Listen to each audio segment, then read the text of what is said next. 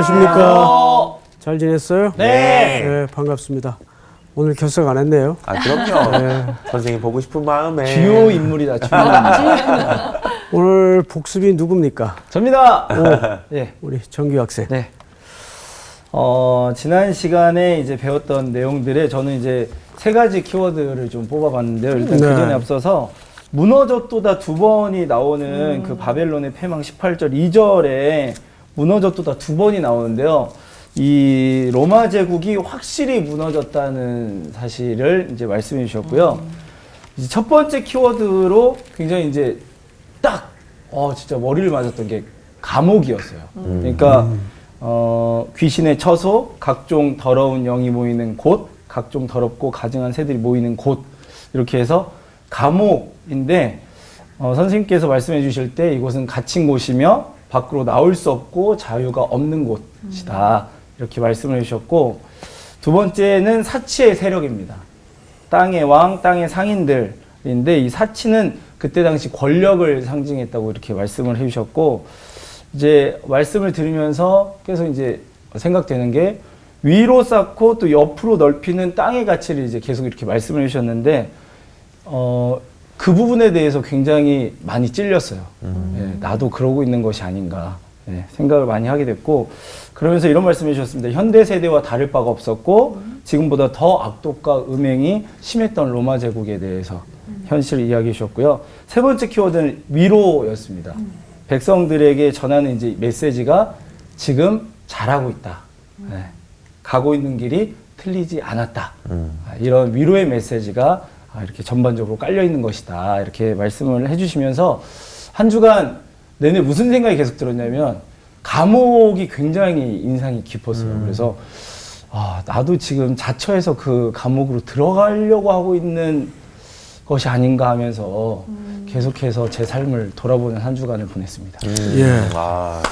지난주 공부했던 주제가 거의 다 나왔어요. 나왔는데 이제 그거를 이렇게 싸는 것이 좀 필요한데 무슨 얘기냐면 감옥, 세속의 사치, 이게 무슨 연관성이 있느냐 했을 때 한 가지 빠진 게 감옥이라는 것은 자유가 없는 곳이에요. 그러니까 그것이 단순히 물리적인 공간 안에 갇혀 있다는 의미보다는 현대인들의 세속을 지향하는 가치 자체가 하나의 매이는 것이고 감옥과 같은 네.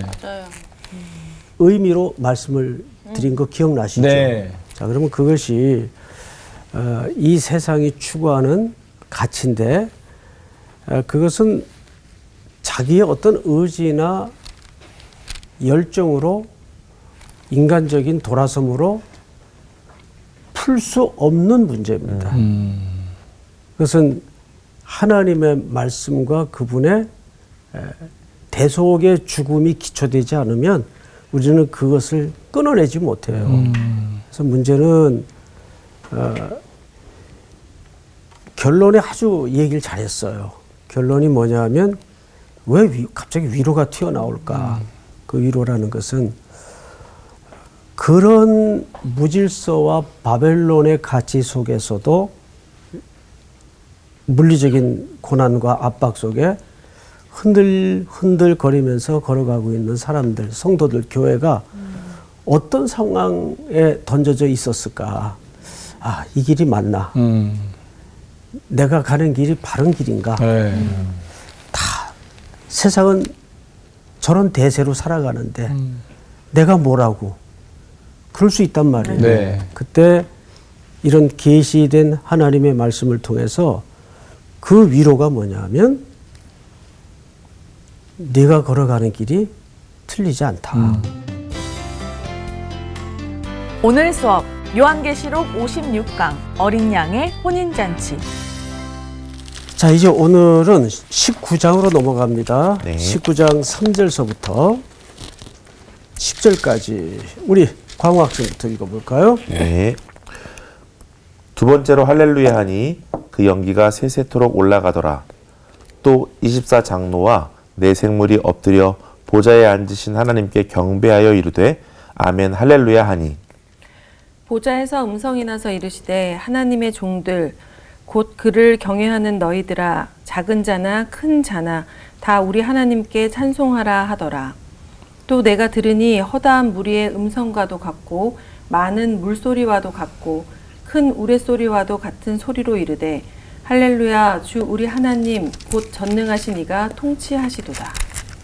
우리가 즐거워하고 크게 기뻐하며 그에게 영광을 돌리세. 어린 양의 혼인기약이 이르렀고 그의 아내가 자신을 준비하였으므로 그에게 빛나고 깨끗한 세마포 옷을 입도록 허락하셨으니 이 세마포 옷은 성도들의 옳은 행실이로다 하더라. 천사가 내게 말하기를 기록하라. 어린 양의 혼인잔치에 청함을 받은 자들은 복이 있도다 하고 또 내게 말하되 이것은 하나님의 참되신 말씀이라 하기로 내가 그 발 앞에 엎드려 경배하려 하니 그가 나에게 말하기를 나는 너와 및 예수의 증언을 받은 내 형제들과 같이 된 종이니 삼가 그리하지 말고 오직 하나님께 경배하라. 예수의 증언은 예언의 영이라 하더라. 예, 잘 읽으셨습니다. 이제 오늘 우리가 살펴볼 내용은 사실 1, 2절서부터인데 이제 3절까지 먼저 읽었어요. 끊기는 3절서부터 끊어야 됩니다, 사실. 예. 근데 1, 2절을 한번 읽고 지나가십시다. 제가 읽겠습니다. 이 일 후에 내가 들으니 하늘에 허다한 무리에 큰 음성 같은 것이 있어 이르되 할렐루야 구원과 영광과 능력이 우리 하나님께 있도다.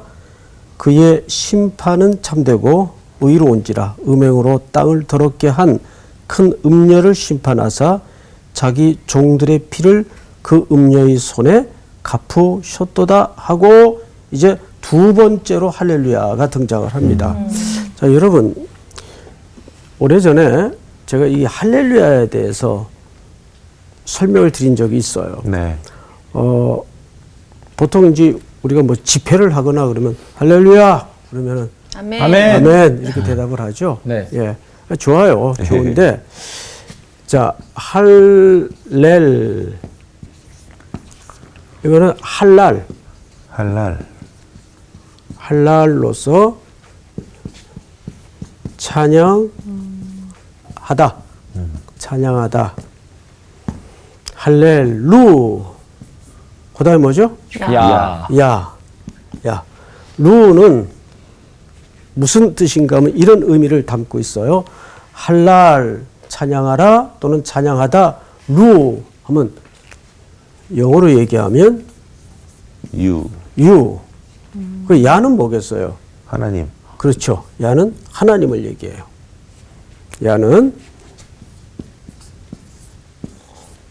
그러니까 이거를 연결시키면 무슨 뜻이 됩니까? 찬양하라.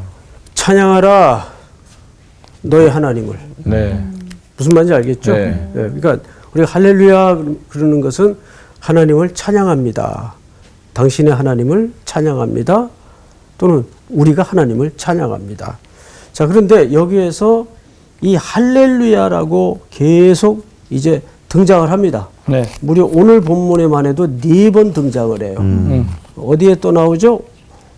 4절 끝에 네. 아멘 할렐루야 하니 또 6절 할렐루야 주 우리 하나님 곧 전능하신 이가 통치하시도다 이렇게 등장을 하죠. 네. 자, 그래서 이 할렐루야는 사실 예배 드릴 때만 사용되는 언어가 아니고 우리의 전 시간과 인생과 일상 속에서 모든 영역과 모든 사안 속에 우리는 할렐루야 그분을 찬양해야 돼. 어떤 되어진 일에 대해서, 되어질 일에 대해서. 할렐루야. 이건 뭐죠? 뭐가 되죠? 고백이란 말이에요. 네. 그래서 이 할렐루야는 꼭 찬양할 때라든지 집회할 때 물론 하겠지만 네. 더 중요한 것은 이것이 우리 일상에서 전 삶과 인생의 영역에서 성도님, 저 권사님 인생은 정말 할렐루야 인생이다. 그러니까 이 할렐루야는 단순히 노래 속에서만 이루어지는 표현이 아니에요. 네. 우리 전 시간, 전 인생 속에서 무슨 일을 만나든지 할렐루야, 할렐루야. 할렐루야. 그러면 하나님을 찬양합니다. 네. 그 찬양이 뭐예요, 광우 학생? 음악 하시는데. 찬양은 신앙 고백. 신앙 하나님을 고백. 높여드리는. 높여드리는 거. 그 이제 우리가 그것은 이제 마치 이런 느낌이 들어요. 그 설명은 문법으로 영어를 배우는 것 같아요. 아, 그래요? 네. 기뻐하는 정규 학생, 예. 찬양이 뭐예요? 그 비슷한 대답 나올 것 같아요. 문법적으로 말씀하지 마시고. 아니, 문법적인 거 조금 피해서 하나님을 칭찬하고 하나님을 향한 사랑 이야기. 두 분이 비슷한데 사랑의 속성이 가깝겠죠. 네. 그분을 즐거워하는 거예요. 아, 그렇죠. 사실은 기분을 즐거워. 하나님을 즐거워하는 거예요. 네. 네. 사람에 대해서 이 즐거운 느낌 무슨 뜻인지 아세요? 네. 그 수희 학생 한번 얘기해 보세요. 예를 들어서 제가 이제 향기를 만난다 그러면 만나기 전부터 기분 좋은 거예요. 그렇죠. 만나러 갈 때부터 그냥 그 향기를 정도입니까? 만나는 거 그 정도죠. 자체가 너무 기분 좋은 거예요. 아, 나에 대해서 그렇게 생각한다고 아, 생각해요. 우리 정규는 더 기쁘죠. 그냥 얼굴만 생각해도 그냥 웃음이 나고 막 너무 즐거운 존재. 네. 이렇게 벌써 생각만 해도 흥겨운 상대가 있죠. 네. 그거예요. 그러니까 찬양을 한다는 건 그분을 즐거워하는 거예요. 그거는 어떤 계산된 관계를 뛰어넘는 대상이 되는 거죠. 맞습니다. 하나님은 우리에게 그런 분이죠. 맞습니다. 자, 그래서 찬양을 오늘 첫 번째 꼭지는 찬양을 또 할렐루야를 일상 속에서 실현하자. 일상 속에서. 일상 속에서 할렐루야. 오늘 보세요. 3절. 두 번째로 할렐루야 하니 그 연기가 세세토록 올라가더라. 또 24장로와 네 생물이 엎드려 보좌에 앉으신 하나님께 경배하 이르되 또 아멘 뭐합니까? 할렐루야. 할렐루야 하니 보좌에서 음성이 나서 이르시되 여기서부터는 같이 읽읍시다. 시작. 하나님의 종들 곧 그를 경외하는 너희들아 작은 자나 큰 자나 다 우리 하나님께 찬송하라 하더라. 여기서 작은 자나 큰 자가 뭘 의미할 것 같습니까? 우리 향기 학생. 작은 자나 큰 자나 그냥 믿음이 작은 자나 큰 자나는 아닌가 봐요. 네, 나도 이렇게 생각했는데. 이것은 세상에서 기준으로 볼 때 대단해 보이는 사람이나 하찮게 여겨지는 사람이나 제가 1세기 그리스도인들 특별히 유대인들 사회 속에 어린아이에 대한 통념을 설명드린 적이 있어요. 그걸 한번 생각해 보세요. 향기 학생. 1세기 때 유대 사회의 어린아이는 어떤 존재였습니까? 그냥 수에도 들어가지 않는 그냥 인정받지 무가치하고 못하는 무가치한 미천한 존재였어요. 그렇게 여겨지듯이 세상에서도 그렇게 취급당하거나 여겨진 사람들이 있었겠죠. 네. 예, 그래서 작은 자나 큰 자나라는 개념은 그런 차원에서의 기준을 얘기합니다. 네. 그러나 하나님 앞에서는 다 똑같다는 얘기예요. 네. 작은 자나 큰 자나. 교회 안에서는 세상의 계급장 띄고 앉아야 돼요. 저분 세상에서 뭐 하신데 아무 의미가 없어요. 그것은 정말 교회 안에서는 그리스도 안에서는 다 예수 그리스도의 보혈의 공로를 입어야 될 죄인으로 만나야 그게 정상인 겁니다. 네. 제가 요즘 이 할렐루야가 나오니까 이제 기억이 나는데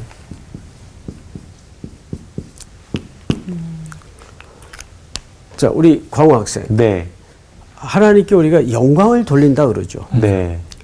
또 어떤 때 이렇게도 표현을 자주 할 거. 하나님께 영광 가릴까봐. 예? 그렇죠. 영광을 돌리는 것도 그렇죠. 있지만 내가 영광 가리지 말아야 될 텐데. 맞아요. 그게 무슨 뜻 같아요? 늘 질문은 어렵습니다. 영광. 그 하나님 하나님이 우리를 창조하신 그 모습에 맞게 살아낼 그 삶을 있고 우리 삶을 통해서 주님께서 높임을 받으시는 건데 그렇게 살지 못하는 삶에 대한 이야기 아닐까요? 하나님께 영광을 돌리라는 말을 우리가 들을 때는 자기 기준으로 이해를 해요. 무슨 얘기냐면 내가 잘해서 네. 근데 잘 안 되잖아요. 그렇죠. 해보니까 안 되죠. 네, 예, 안 근데 됩니다. 뭘 어떻게 돌리려고 그래요? 할 수가 없어요. 하나님이 하셨습니다. 이렇게 고백하는 거. 그렇죠. 그래서 저도 이제 신대원 딱 들어가가지고 제일 직면했던 문제가 네. 내가 평생 이제 목회자로 살면서 하나님께 영광은 가리지 말아야 될 텐데 또는 조금 올라올 때는 영광을 돌려야 될 텐데 네. 이러고 고민을 했는데 이게 잘 안 되더라고요. 네. 근데 어느 날 하나님께서 자유를 주셨어요. 야 이놈아, 네가 뭘 나를 위해서 영광을 돌리냐. 그리고 네가 망가지고 무너졌다고 내가 영광이 가리워지냐? 그러면서 묵직하게 던지는 주의 응답은 뭐냐 하면 내 영광은 내가 스스로 취한다. 내 영광은 내가 스스로 취한다. 그 말은 무슨 얘기냐면 네가 좌절해서 뭉개지고 넘어져 있더라도 내가 너를 툴툴 털어가지고 일으키고 만들어서 내가 영광을 취한다. 그러니까 그분의 주권 안에 있는 거예요. 네. 그러니까 너무 우리가 이거 이렇게 되면 하나님께 영광을 가릴 텐데 그런다고 영광 가려지지 않아요. 하나님은 뭔 말인지 알겠어요? 네. 예. 그러니까 제일 중요한 건 믿음이라는 것은 선생님이 뭐라고 가르쳐 드렸죠? 믿음이라는 것은 언제나 하나님과 마주 앉는 싸움이다. 기억나세요? 안 나세요? 네. 믿음이라는 것은 내가 뭘 하는 것도 필요하겠지만 네. 정말 중요한 본질적 믿음의 태도는 어떤 상황에서도 내가 하나님 앞에 마주 앉을 줄 아는 태도입니다. 네. 그러니까 우리의 삶의 어떤 여부에 따라서 행위의 여부에 따라서 그분이 영광을 못 받고 영광을 받으시고가 아니더라고요. 네.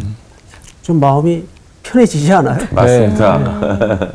그분이 만들어서 그분의 영광은 그분이 취하십니다. 네. 다음으로 넘어가십시다. 자, 6절.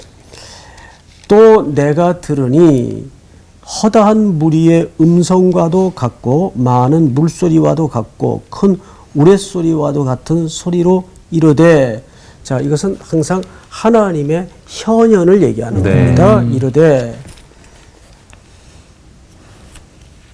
그 다음에 할렐루야 또 나오죠. 네. 주 우리 하나님 곧 전능하신 이가 통치하시도다. 우리가 즐거워하고 크게 기뻐하며 그에게 영광을 돌리세.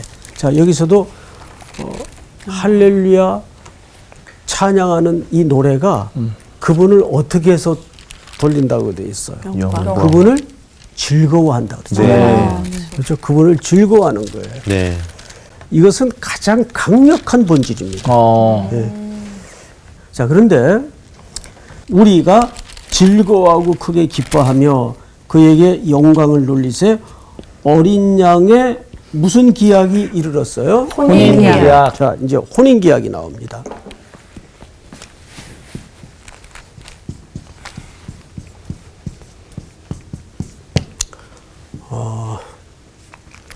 결혼식.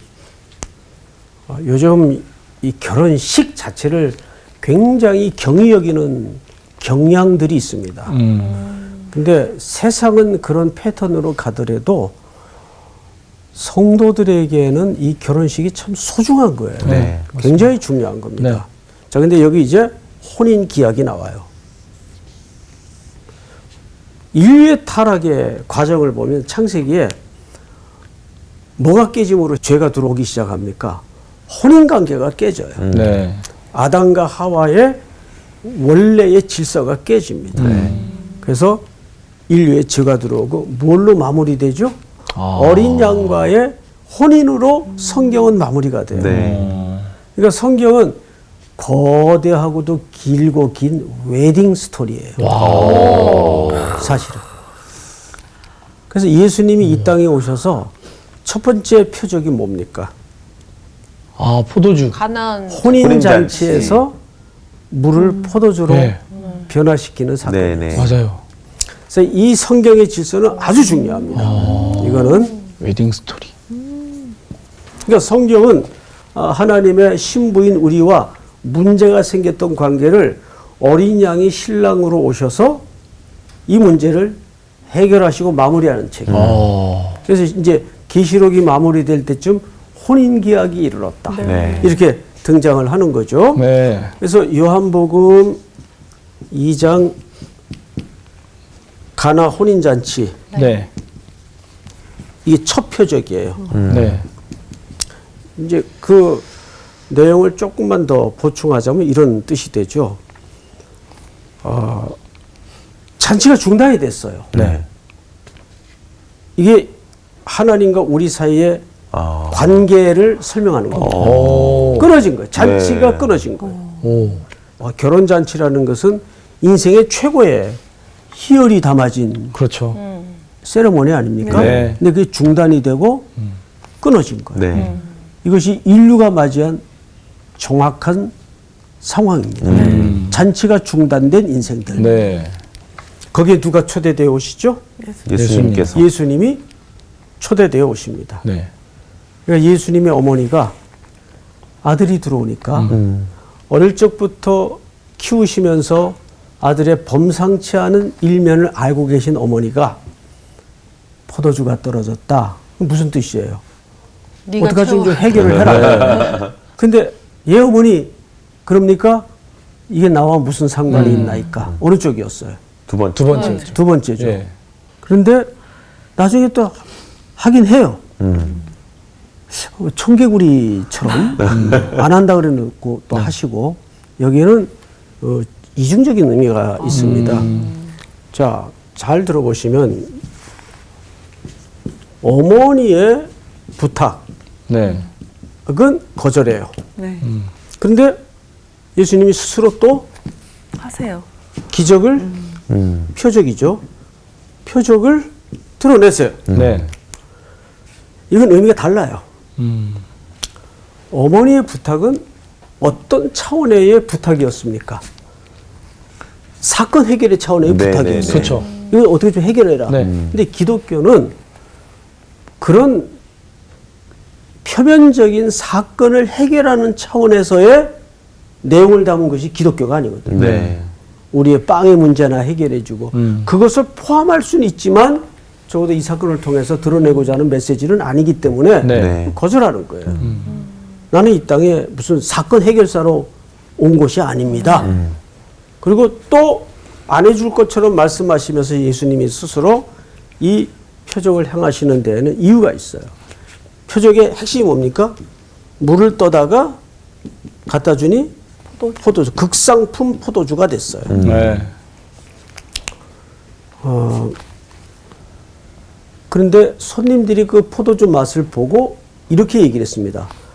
처음에 나온 포도주보다 훨씬 낫다. 네. 라는 표현을 썼어요. 네. 그 본문을 찾아보면 자, 이 얘기는 물은 항상 우리의 죄를 씻는 모습으로 등장을 합니다. 네. 저기 어디에 물이었습니까?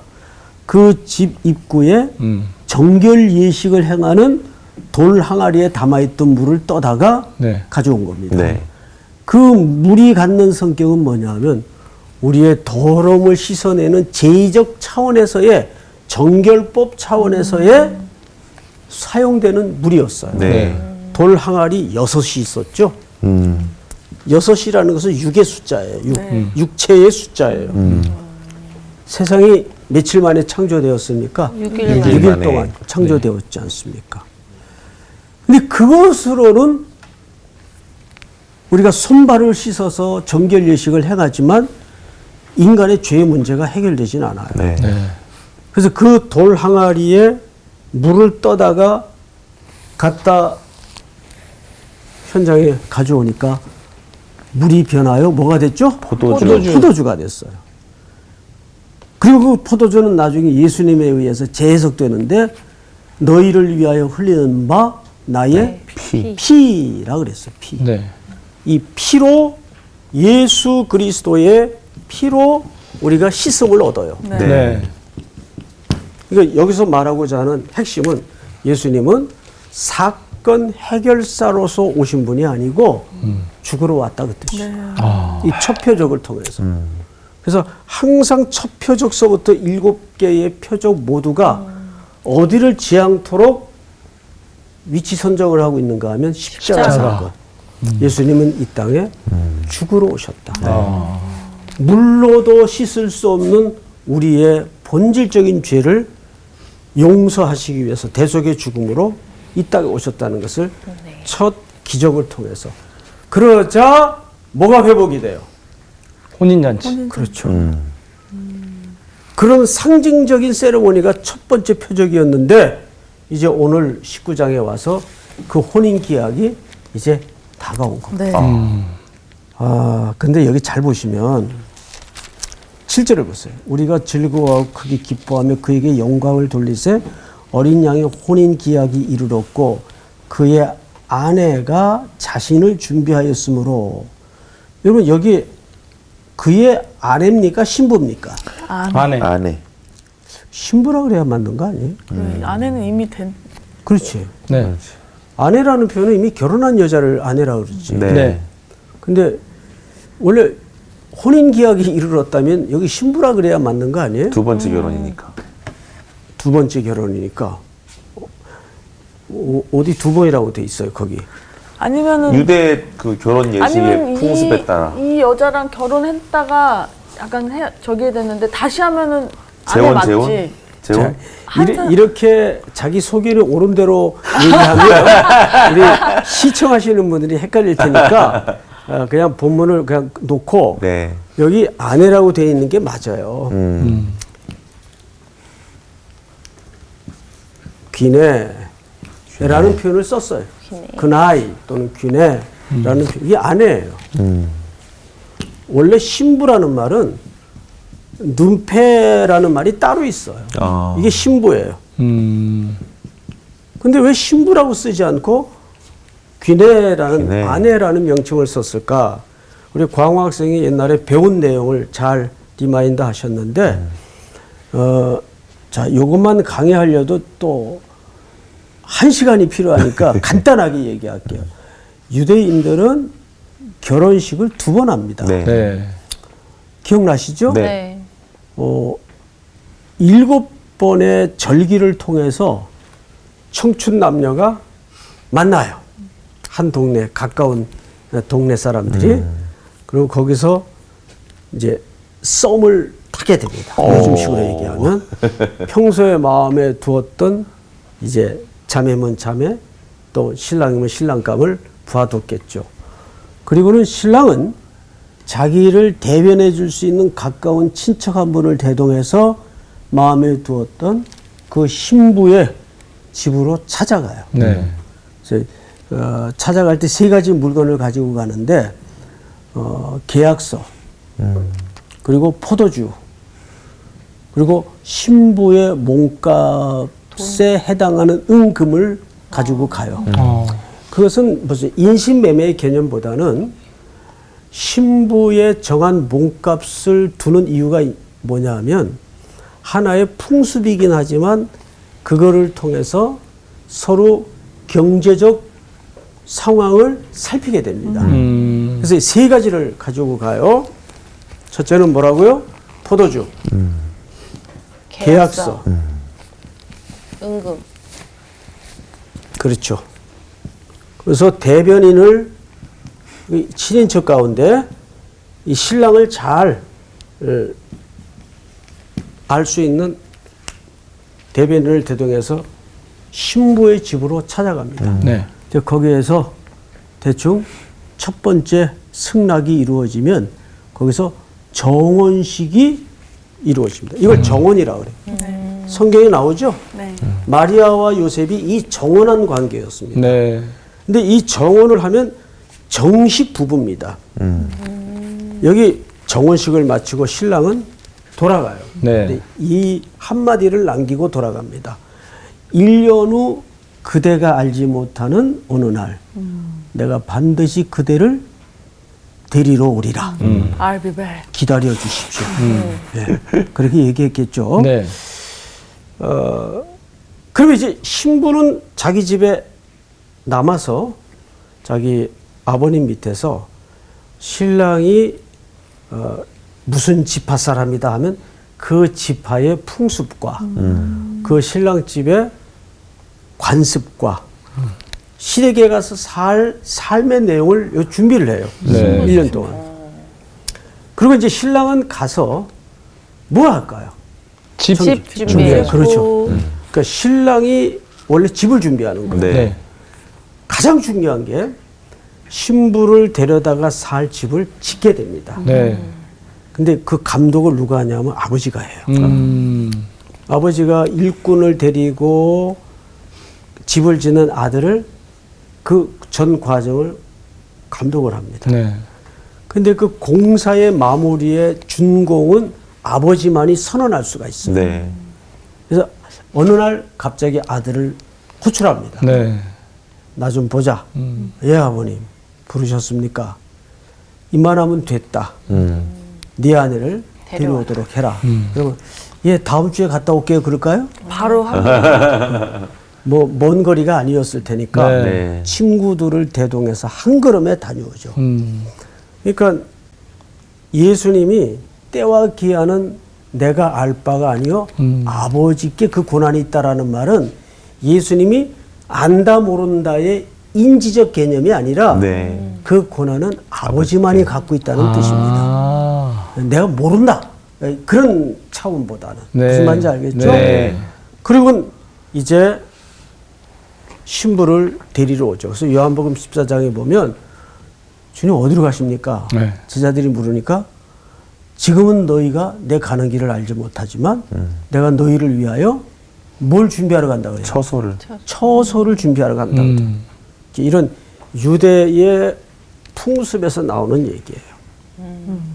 그러니까 유대의 결혼식은 인류 역사상 가장 긴 결혼식을 갖고 있는 거죠. 네. 1년에 걸쳐 진행되는 결혼식. 네. 그래서 오늘 여기에 요한계시록 19장에 나오는 이 혼인잔치는 그럼 몇 번째 잔치일까요? 두 번째. 두 번째 잔치죠. 네. 신부를 데려와 신랑집에서 일주일간 결혼 예식을 하게 됩니다. 네. 이게 두 번째 잔치를 얘기하는 거예요. 네. 그래서 이 잔치로 부부의 문제가 다 해결이 되고 이제 인류의 문제가 다 마무리되고 네. 이제 이 결혼식으로서 성취가 되는 겁니다. 그 성취된 장면을 우리가 미리 보고 있는 거죠. 그래서 여기 혼인 기약이 이르렀고 그의 아내가 했을 때 이 아내라는 말은 틀린 표현이 아니다. 아니죠.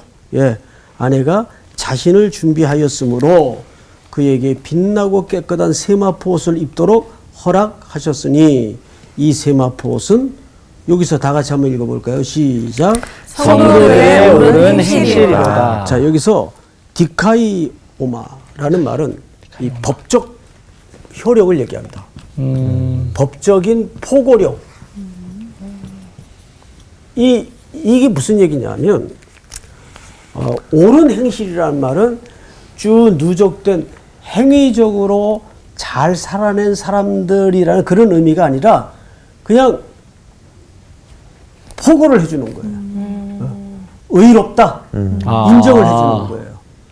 우리가 예수 그리스도의 대신 죽으심으로 의롭다 하심을 입은 것처럼. 네. 그래서 그거를 디카이오마. 이 표현은 법적인 포고력을 얘기하는 거지 실제 내게 그 미국에 이런 이제 전례가 있어요.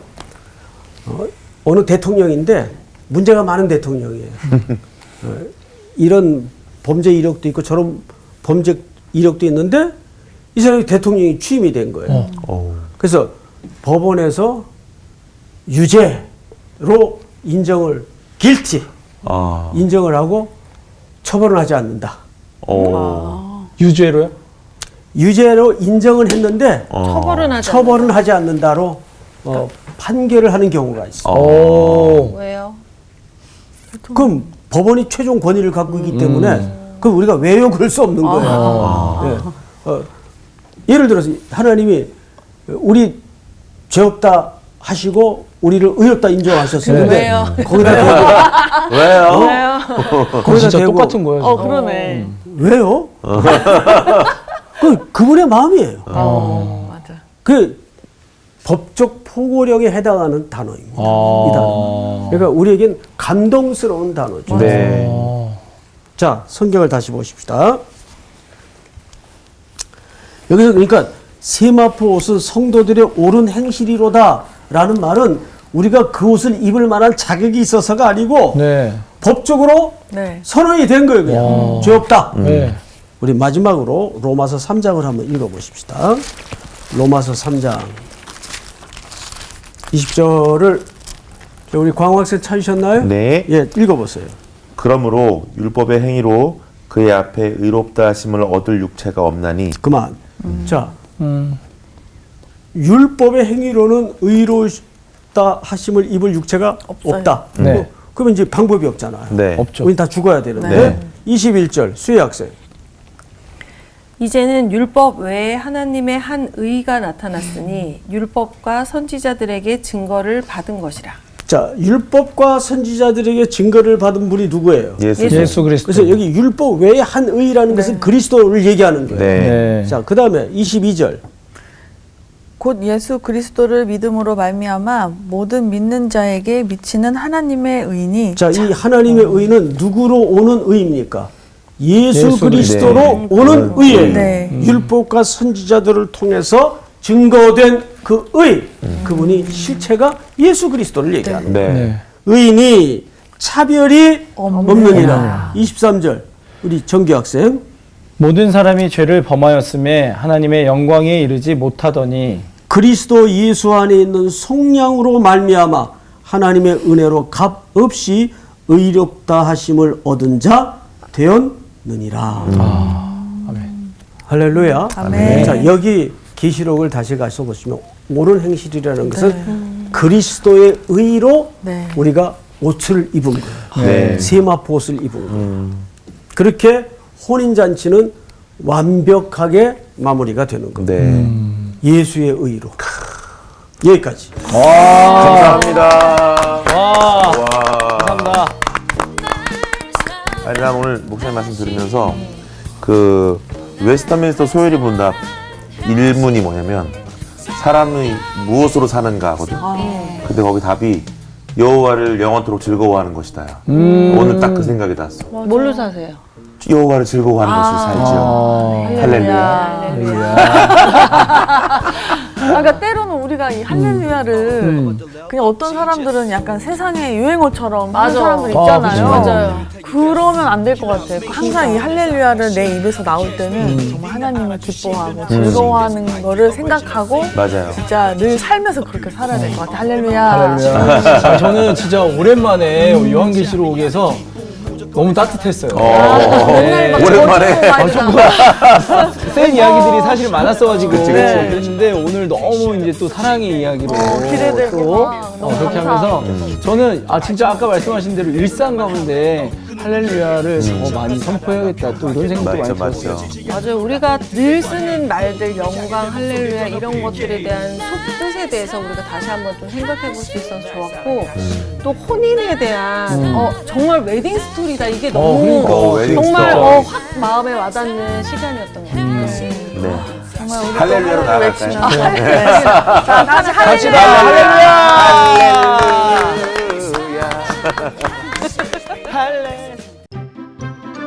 이번 주 퀴즈입니다. 예수님께서 보혜사를 약속하실 때 예수님의 무엇을 주시겠다고 말씀하셨나요? 1번 화평, 2번 평안, 3번 희락. 정답을 아시는 분은 CBS 성서학당 홈페이지와 성서학당 카카오 채널을 이용하시면 됩니다.